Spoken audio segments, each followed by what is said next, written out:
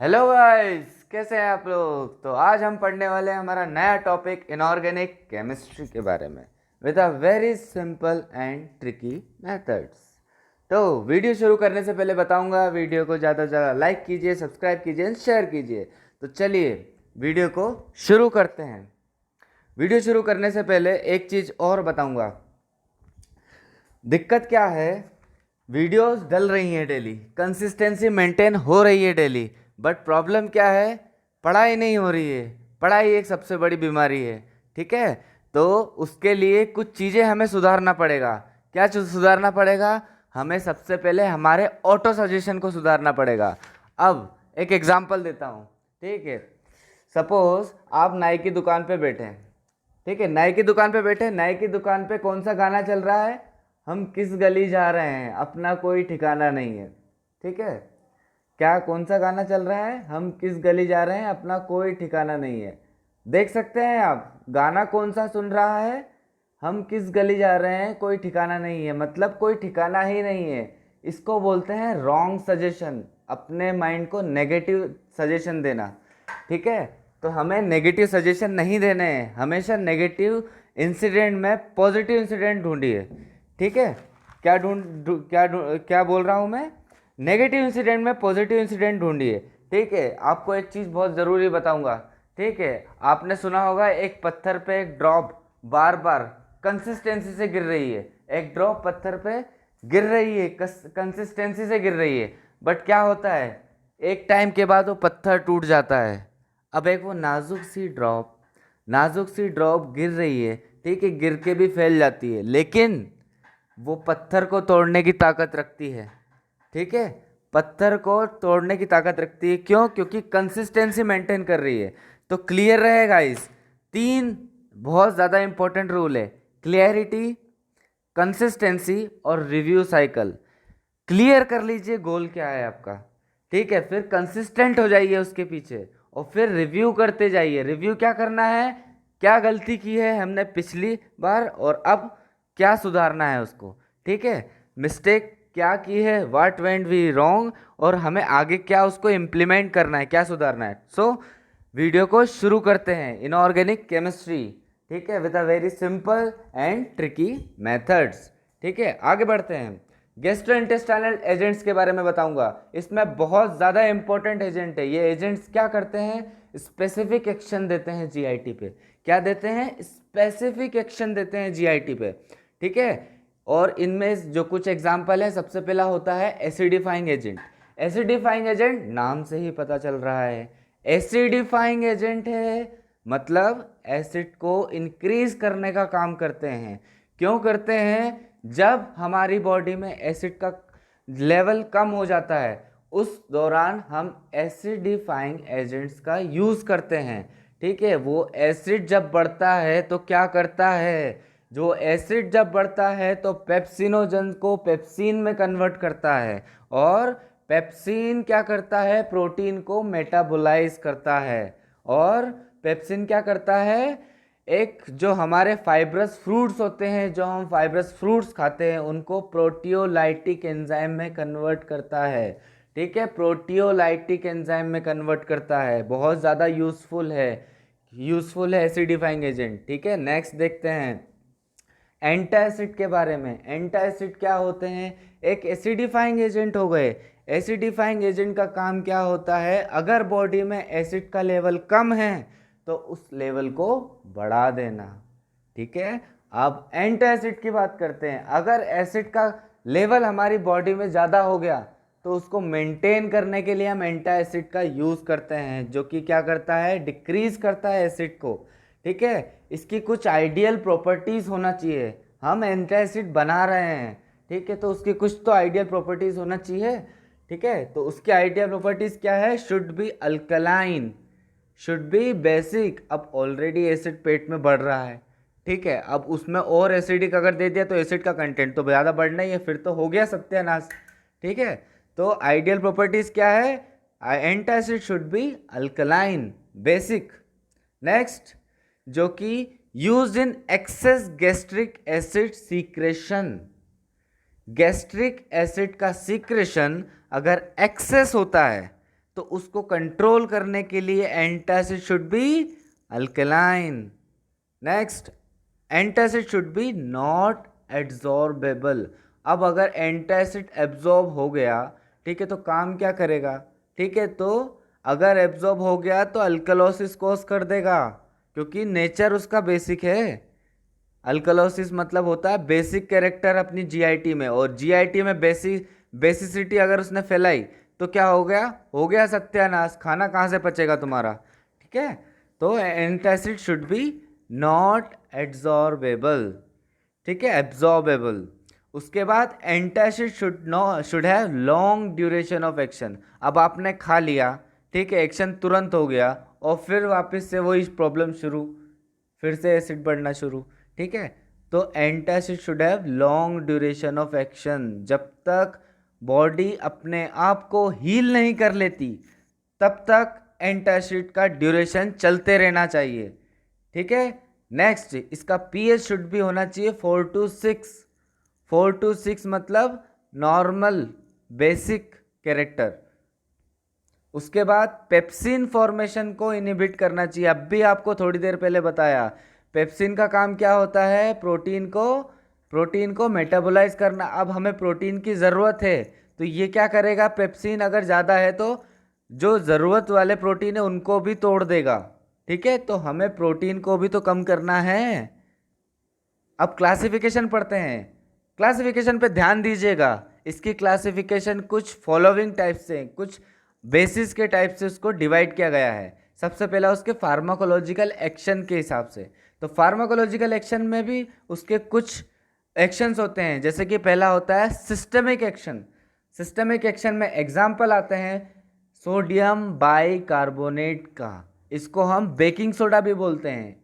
और फिर आता है सोडियम सिट्रेट का। ध्यान दीजिए, क्वेश्चन आते हैं, क्वेश्चन यहीं से आते हैं, ठीक है। नेक्स्ट, नॉन सिस्टमिक एंटासिड के बारे में। अभी सिस्टमिक देखा, अब नॉन सिस्टमिक देखना है। नॉन सिस्टमिक में आते हैं, सबसे पहला आता है कैल्शियम कार्बोनेट, फिर आता है एल्यूमिनियम कंपाउंड, फिर आता है मैग्नीशियम हाइड्रोक्साइड। इसको बोलते हैं मिल्क ऑफ मैग्नीशिया। वीडियो को एंड तक जरूर देखिए, बहुत सारी इंटरेस्टिंग चीजें बताने वाला हूं, ठीक है। तो मैग्नीशियम हाइड्रोक्साइड को हम बोलते हैं मिल्क ऑफ मैग्नीशिया। नेक्स्ट आता है एल्यूमिनियम हाइड्रोक्साइड। इसको ये एक तरह का हम एक्वस सस्पेंशन यूज करते हैं। क्या यूज करते हैं, एक्वस सस्पेंशन यूज करते हैं। मिल्क ऑफ मैग्नीशिया क्या करता है, डायरिया कोस करता है, और इसका एक्शन क्या होता है, लेग्जेटिव एक्शन होता है। इसकी एक ट्रिक है, इसकी ट्रिक कैसी है, माला डी। माँ को हम क्या बोलते हैं, मॉम बोलते हैं, ठीक है। तो माँ से याद रखेगा मॉम मतलब मिल्क ऑफ मैग्नीशिया, ठीक है। क्या याद रखेंगे, मिल्क ऑफ मैग्नीशिया, मालाडी। माँ मतलब हो गया मॉम, ला मतलब हो गया लेग्जेटिव, डी मतलब हो गया डायरिया। तो ट्रिक याद रखिए, माला डी। नेक्स्ट है एल्यूमिनियम हाइड्रोक्साइड। एल्यूमिनियम हाइड्रोक्साइड का जो परसेंटेज है जिससे क्वेश्चन 100% आता है, ठीक है, और ये मैक्सिमम टाइम क्वेश्चन आया है 3.5 से 4.5% वेट बाय वेट इसका कंसंट्रेशन होता है एल्यूमिनियम हाइड्रोक्साइड का एक्वस सस्पेंशन में, ठीक है, वेट बाय वेट, और ये कॉन्स्टिपेशन कॉज करता है। अब मिल्क ऑफ मैग्नीशियम हाइड्रोक्साइड या मिल्क ऑफ मैग्नीशिया और एल्यूमिनियम हाइड्रोक्साइड, ये दोनों के कॉम्बिनेशन से एक चीज बनती है जिससे कई बार क्वेश्चन पूछा गया है, बार बार पूछा गया है, उसको बोलते हैं हम मेगाल्ड्रेट, ठीक है, मैगआल्ड्रेट। इसका फॉर्मूला याद कर लीजिए, फॉर्मूला एज इट इज आता है एल्यूमिनियम 5 मैग्नीशियम 10 OH31 SiO4 और वाटर, ठीक है। कई बार लोग वाटर को हटा के ऑप्शन देते हैं, ठीक है, तो याद रखिए फॉर्मूला। इस फॉर्मूले से क्वेश्चन आते हैं। मेगाल्ड्रेट का फॉर्मूला क्या होता है, किसका कॉम्बिनेशन होता है, मैग्नीशियम हाइड्रोक्साइड का और एल्यूमिनियम हाइड्रोक्साइड का। नेक्स्ट आता है on the basic of inorganic element. क्या क्या देखा था, on the basic of pharmacological action में दो टाइप के एक्शन होते हैं, सिस्टमिक और नॉन सिस्टमिक। सिस्टमिक में देखा था सोडियम बाइकार्बोनेट और सोडियम बाइकार्बोनेट, और क्या देखा था, ठीक है, रिवीजन करो। नेक्स्ट आता है on the basic of inorganic element. Inorganic element में आता है सबसे पहला सोडियम बाइकार्बोनेट, इसमें भी है। इनऑर्गेनिक एलिमेंट के हिसाब से भी ये सोडियम बाइकार्बोनेट को देखते हैं, इसको क्या बोलते हैं, बेकिंग सोडा। इसका फॉर्मूला क्या होता है, NaHCO3। मैग्नीशियम ट्राइसिलिकेट, इसका हाइड्रेटेड फॉर्म यूज करते हैं, जिसको हम बोलते हैं, क्या बोलते हैं, हाइड्रेटेड मैग्नीशियम सिलिकेट। इसका फॉर्मूला होता है 2MgO 3SiO2 और H2O। फिर यूज करते हैं एल्यूमिनियम ट्राइसिलिकेट और कैल्शियम ट्राइसिलिकेट। नेक्स्ट आती है अदर एंटासिड प्रोडक्ट। ये तो कुछ एंटासिड के एग्जाम्पल हो गए, अब आते हैं अदर एंटासिड प्रोडक्ट के बारे में। अदर एंटासिड प्रोडक्ट के बारे में देखेंगे, सबसे पहला आता है लाइट मैग्नीशियम ऑक्साइड के बारे में। लाइट मैग्नीशियम ऑक्साइड क्या करता है, अपने जीआईटी में, अपने स्टमक में, हमारे स्टमक में एक जिलेटिनस मास को डेवलप करता है। अगर हमारे स्टमक की वॉल्स हार्म हो रही है एसिड की वजह से, तो एक मास क्रिएट करेगा, एक प्रोटेक्टिव लेयर क्रिएट करता है लाइट मैग्नीशियम ऑक्साइड। और फिर आता है साइमेथिकोन एंटासिड, इसको हम बोलते हैं ट्राई मिथाइल सिलिकॉन ईथर। याद रखिए, क्वेश्चन आता है, फुल फॉर्म पूछता है इसका, केमिकली क्या बोलते हैं, साइमेथिकोन को बोलते हैं ट्राई मिथाइल सिलिकॉन ईथर। फिर आता है डाइमेथिकोन, डाइमेथिकोन को बोलते हैं डाइमेथाइल सिलिकॉन ईथर। ठीक है, इसके कॉम्बिनेशन, ये जो दोनों जब यूज करते हैं तो ये एक तरह के एंटी फॉर्मिंग एजेंट होते हैं। ठीक है, ये एक तरह के एंटी फॉर्मिंग एजेंट होते हैं और एंटी फ्लोटुलेंट एजेंट होते हैं। फिर आते हैं दोनों का पॉलीमेरिक नेचर होता है, पॉलीमेरिक नेचर होता है, पॉलीमर्स होते हैं दोनों। फिर आते हैं जेल्यूसिल के बारे में, सबने सुना होगा, पिंक कलर की एक सिरप आती है, जेल्यूसिल बोलते हैं या ट्रायोस जेल बोलते हैं। ठीक है, वो किसका कॉम्बिनेशन होता है, वो एल्यूमिनियम हाइड्रोक्साइड जेल और मैग्नीशियम ट्राइसिलिकेट का कॉम्बिनेशन होता है। ठीक है, कॉम्बिनेशन होता है जिसको क्या करते हैं, ये बैलेंस करता है कॉन्स्टिपेशन और डायरिया को।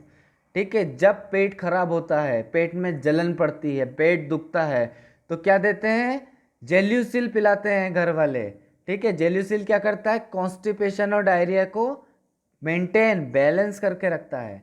नेक्स्ट आता है कैमेलॉक्स, ये कुछ फॉर्मुलेशन बता रहा हूँ एंटासिड की, जिससे क्वेश्चन आते हैं। फिर आता है कैमेलॉक्स, कैमेलॉक्स एक तरह का ट्रिपल एंटासिड होता है। ठीक है, नाम से ही पता चल रहा है कैमेलॉक्स। ठीक है, CA से याद रखिए, इसमें कैल्शियम होता है, M से याद रखिए, इसमें मैग्नीशियम भी होता है, और AL से याद रखिए क्या होता है, इसमें एल्यूमिनियम। तो ये ट्रिपल कॉम्बिनेशन है, ट्रिपल एंटासिड है, एल्यूमिनियम, मैग्नीशियम और कैल्शियम का। ठीक है, नेक्स्ट आता है सलाइन कैथार्टिक। सलाइन कैथार्टिक क्या होता है, परगेटिव एक्शन देता है, परगेटिव एक्शन देता है। और ये कुछ टाइप्स हैं इस कैथार्टिक्स के, कोई फॉलोइंग टाइप्स हैं। सबसे पहला है मैग्नीशियम सल्फेट, दूसरा है क्या, sodium potassium tartrate. Magnesium sulphate को बोलते हैं हम Epsom salt, sodium potassium tartrate को बोलते हैं रोचेल सॉल्ट। इसका दूसरा नाम भी होता है, जिससे क्वेश्चन आया है, सैग्निटी सॉल्ट। फिर आता है सोडियम सल्फेट, जिसका दूसरा नाम होता है ग्लोबर सॉल्ट।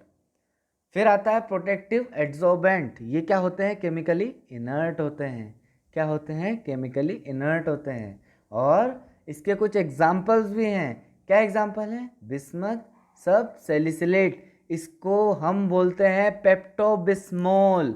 ये इसका बहुत फेमस नेम है, जिससे क्वेश्चन आता है, पेप्टोबिस्मोल एक तरह का प्रोटेक्टिव एड्सॉर्बेंट है। और बिस्मथ के कुछ फॉलोइंग हम फॉर्मुलेशंस भी यूज़ करते हैं, ये बिस्मथ सब सैलिसिलेट है, बिस्मथ सब कार्बोनेट भी यूज़ करते हैं। ठीक है, बिस्मथ सब गैलिकेट भी यूज़ करते हैं। तो फेमस क्या है, सब सैलिसिलेट और सब कार्बोनेट। नेक्स्ट आता है केओलिन। ठीक है, केओलिन का पूरा नाम होता है हाइड्रेटेड एल्यूमिनियम सिलिकेट। ठीक है, नेक्स्ट आता है एक्टापुलगाइड, इससे भी क्वेश्चन आया है, देखा गया है क्वेश्चन।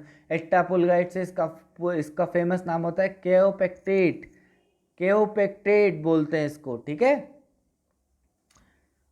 सो वीडियो को यहीं ख़त्म करता हूँ। वीडियो को एंड तक देखने के लिए बहुत बहुत धन्यवाद। ठीक है, इस वीडियो को ज़्यादा से ज़्यादा लाइक कीजिए, सब्सक्राइब कीजिए, शेयर कीजिए। आप ही के लिए मेहनत कर रहे हैं यार। ठीक है, वीडियो को लाइक भी कर दीजिए अगर आप देख रहे हैं। अगर आप हमारे चैनल पर नए हैं तो सब्सक्राइब भी कर दीजिए और बेल आइकन को भी प्रेस कर दीजिए। ठीक है, तो चलते हैं। Good day and bye bye. घर पे रहिए, सेफ रहिए।